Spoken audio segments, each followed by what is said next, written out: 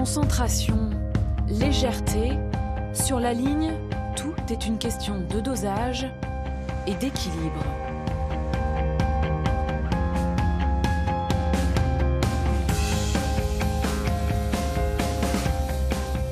Quand on débute, on a plein de sensations qui arrivent, on a peur, on essaie de se contrôler et puis on n'arrive pas forcément à marcher. Et quand on commence à y arriver et à être plus serein, c'est assez sympa comme sensation de savoir qu'on est capable de... Après, je descends de la ligne et je me rends compte que je suis capable de faire ça, de marcher sur un fil alors que ça a l'air incroyable.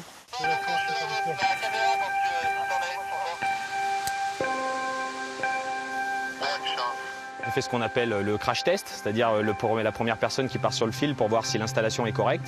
Là, en l'occurrence, il y a quand même toujours une petite peur, une petite frayeur, parce qu'on est le premier à passer. Si l'installation ne tient pas, c'est à ce moment-là que c'est susceptible de casser le plus.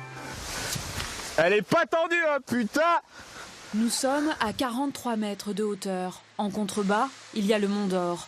Les slackers doivent marcher sur 50 mètres avec quelques difficultés.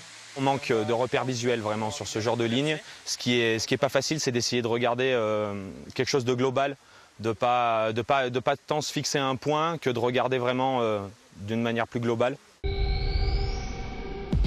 Il y a 1 an et demi, à quelques kilomètres de là, l'Allemand Alexander Schulz avait lui parcouru 650 mètres à 200 mètres de hauteur.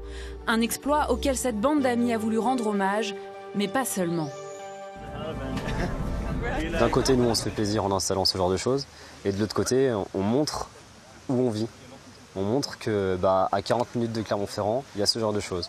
Parce que moi, ça m'arrive de rencontrer des gens à Clermont qui me disent « Waouh, tes photos sont trop bien, tu vas où? Tu fais combien d'heures de route ?» Eh bien, écoute, mon gars, c'est chez toi, c'est ici. Un moyen de découvrir les paysages auvergnats sous un autre regard.